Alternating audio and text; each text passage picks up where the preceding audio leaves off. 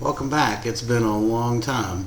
I probably should open this video with a little explanation. So you probably hadn't seen any videos since April from me during the drive-in exploitation challenge. About midway through the month, I had a freak accident. I was at a hunting camp and I slipped in mud and basically tore all the quad tendons out of my left knee away from my kneecap. So they had to surgically repair it, and it's been about 5 weeks since I've really been able to move around and do things. So it's been kind of tough, but just haven't really felt for obvious reasons motivated to do many videos and things. But I'm doing well now. So I'm walking on the leg, and I'm not 100%, but I won't be squatting 400 pounds, but I'm getting there.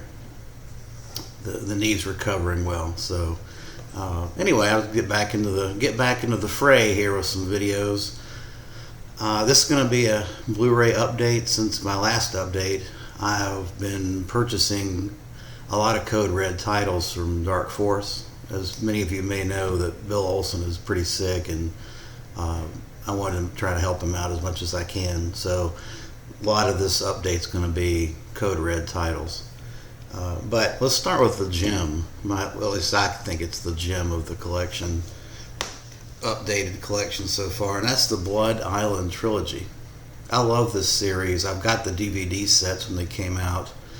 I love Philippine horror, and I love Hemisphere Pictures and Sam Sherman. And really, these films, it's unfortunately, of course, one of the downsides to the Severin box set is this is really a flimsy box. I mean, they need to get their act together a little bit on the packaging. But I'm really excited and stoked to have these all on Blu-ray. You've got kind of in order is Terror as a Man. Then you get Brides of Blood, Mad Doctor Blood Island, and then Beast of Blood.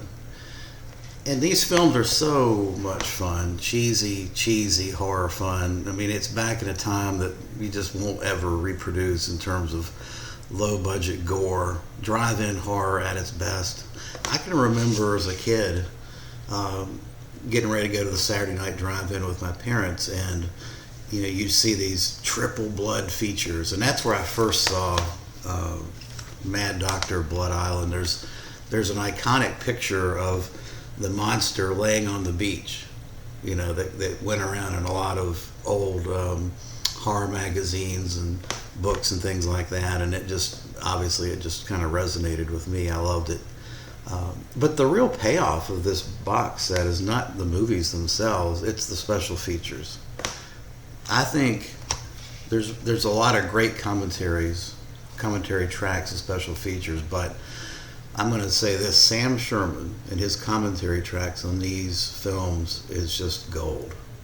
Just gold. I mean, I've watched these films multiple times, and I've listened to the commentaries more than 2 or 3 times because I have such an interest in independent filmmaking and that whole process, the process of getting it distributed and actually maybe making a little money at the end of that process, which apparently is pretty hard.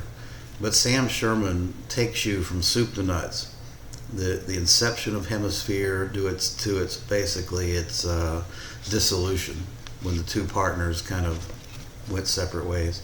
It's great stuff. If you have any interest at all in behind the scenes, the business of film distribution, independent filmmaking, Sam Sherman just knocks it out of the park. This is gold as far as I'm concerned.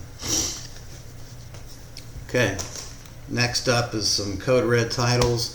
First up is the Obsessed one, which is don't know much about it. Low budget, it looks like a blaxploitation film. There's no special features, unfortunately. Just the film itself. Pretty straightforward. I have not watched this yet. Next up is another Code Red title, and that's The Carrier, which I did watch this morning. This is an 80s echo horror. It's ridiculous. You've got basically what you've got is some people that a little town is being burned. People are being burned by touching things. A book can just dissolve your hand, for example. And of course, the people turn on each other thinking it's someone within the group. They start wearing plastic wrap and they kitchen towels over their heads. It's just ridiculous. It really is. It overstays its well. I watched the director's cut, which there's two cuts of the film, 108-minute director's cut, and then the theatrical shorter version. And I watched the director's cut, but it overstays its welcome. They could have clearly, probably this should only be about an 80-minute movie. It just doesn't have a whole lot to keep you interested. And it's not, I think it's supposed to be a horror comedy, but it's not really funny. So I think horror comedy is really hard to do. All right, next up is so this one is Scream Factory. I think this is Scream Factory. This is a Wasp Woman and Beast from Haunted Cave, a couple of late 50s, early 60s Roger Corman classics. I bought it for the special features. There's some commentary tracks on it. Of course, I've seen these movies numerous times. I just want to check out the commentaries. Next up is a non-horror. This is George C. Scott in The Hindenburg. I haven't seen this in a long time. Looking forward to checking out The Hindenburg. I mean, George C. Scott, one of my favorite actors. No special features on this, but I'm looking. That's going to be a great. Back in the mid-'70s, you had, besides all the Echo terror, which started with Jaws and Grizzly and things like that, you had a lot of environmental, just the world was ending type stuff going on with Earthquake, Charlton Heston, and Hindenburg. There was just a bunch of Towering Inferno with Paul Newman. There's just a slew of those big epic, disaster films. Here's a title from Kino, and that's The Ghost of Sierra de Cobra. I haven't seen it. Looking forward to checking it out, particularly the commentary track. This is a little-known ghost story gem that I don't think gets enough attention. Highly recommended. I think it's got Martin Landau in it. Really, really good film. And I don't know why this doesn't get some props as far as the ghost story. It doesn't really get every mention in terms of the ghost story up there with the ghost story films. I guess it's because I believe that it was thought to be lost for some time. So I'm looking forward to kind of getting some background on this film as well.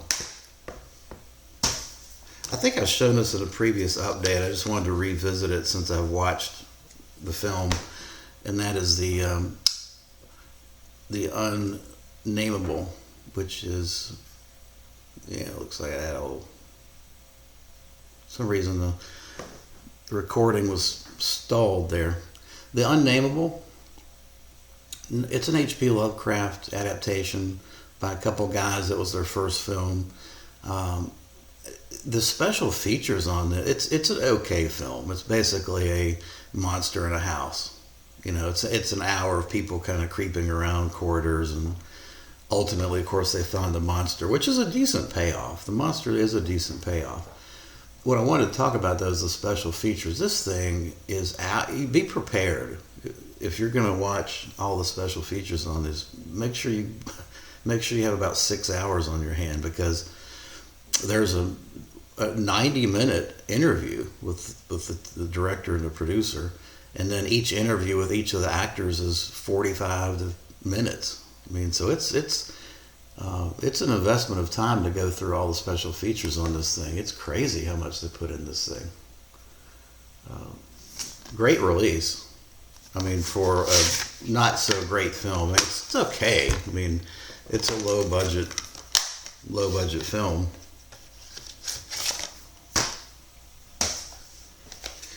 This is another film that I have watched, and I think I've talked about it before in an update. There's Nothing Out There. Ridiculous kind of low budget indie film that basically you've got kind of like a large turtle that's attacking people, terrorizing them. Cheaply made, but a lot of fun. And this again has a lot of special features.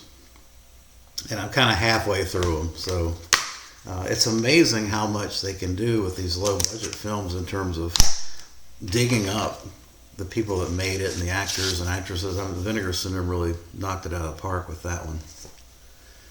Back to the Code Reds, and this is Weekend Murders, which is an American, basically it's an American giallo. Decent giallo, I think. I enjoyed it.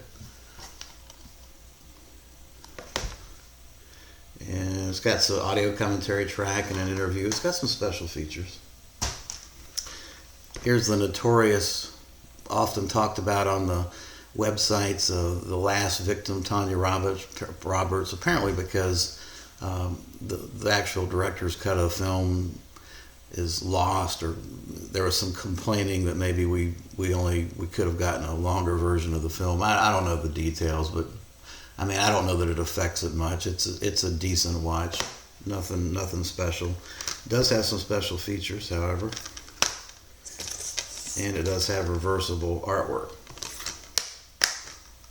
Probably one of Tanya Roberts' best performances. Here's a Mondo Macabro release for The Devil's Nightmare. Most of you have already got this. Awesome. This is a must-own. Great film. And kind of along the lines of The Exorcist in terms of at least the makeup and kind of how the portrayal goes of the demon. It's kind of a succubus tale. Excellent stuff. I love it. Italian horror film. All right. Next up is an Andy Milligan, and I'm only reading Bloodthirsty Butchers. The only reason I'm buying these is to kind of help out Bill Olson. These are just not my cup of tea at all. These are really a chore to sit through because they're these. Andy Milligan had this love affair with these period piece dress films, and those period pieces can be engaging a la Hammer as long as you have really good, competent acting. But man, when you have flat, amateurish acting, lots of dialogue, it just wears on you. It's just not my cup of tea. I don't see the appeal of it. But there it is, Bloodthirsty Butchers. Next up is a Wacko, which is a Vinegar Syndrome release. This is a lot of fun. It's a comedy and it works. It's a horror comedy that works. Guy dressing up as a pumpkin head killer. Joe Don Baker makes the movie. Joe Don Baker's fantastic in this. He plays this crotchety, chain-smoking, boozing cop that's trying to chase down this killer. Good stuff. Next up is a Sergio Martino film that I'd never seen with Barbara Bach, and that was The Great Alligator. Fun film. I enjoyed it a lot. And this has quite a bit of special features. Definitely recommend this. Here's another Code Red, Shakma, which is baboon. Of course, you got the baboon's ass. You got red baboon ass is what this one is. This was a fun film. I enjoyed it. It's got an audio commentary track with the director and some on-screen interviews. Baboon goes wild. Terrorizes a lab. Another great film. This is Blaxploitation Gold, and that is The Black Gestapo. Love this film. Lots of fun. Definitely highly recommended release. It's got an audio commentary track, which is an engaging audio commentary track as well. So this one is, I think, a must own. And then here's the one that, here's the release that just everybody, the momentum of trying to obtain this release became greater than the film itself by miles. Screams of a Winter's Night. This is not a good movie. I don't know what all the uproar is about why people just gotta have this, but I got sucked into it, and again, mainly because I was trying to help out Bill Olson. But now that I've watched it and gone through the special features, I could have lived without it. I mean, it's dull as dishwater. Next up is a film that people have been raving about. Hagagusa, A Witch's Tale. I'm not sure, this film is open to interpretation. It's an art house film, beautifully shot. Actually it came out about the same time as it was produced, rather. It was made, rather, about the time of The Witch was being made. And it has a lot of, comparisons to The Witch. The Witch is a far better film, first of all. But this is an interesting film. I think this is one that's going to require repeat viewings. It's definitely esoteric. It's definitely art house. It's not something it's not a face value film. It's about, to me, it's about one woman's descent into madness. Rather, it's about the 14th, 15th century when everybody thought that black magic and witches existed, and this woman and her mother get caught up in that. Which are they really witches, or are we talking about the Black Plague and other factors that made it look like maybe these two people that lived in this remote cottage away from town were really witches, or were they just sick? I mean, did they get sick from the plague and descend into madness because they were isolated? Yeah, you can interpret it a lot of different ways. It's a great film. I enjoyed it a lot. I highly recommend it. Another Andy Milligan film, Torture Garden. No. Here's a double feature, kind of some sexploitation. Teenage Tramp and The Cat Mural in the Silks. The Cat Mural in the Silks is more of like a high school juvenile delinquent kind of film. Good, decent one-time watches. They're fun. I mean, they're a little slice of 70s sleaze. Not too sleazy, but it's more of a drive-in kind of thing. It's a teasy kind of films. But yeah, these are decent. This is a decent double feature from Code Red, so I would recommend picking that up. Okay, well, that's going to do it for my update, and appreciate you watching. Thanks.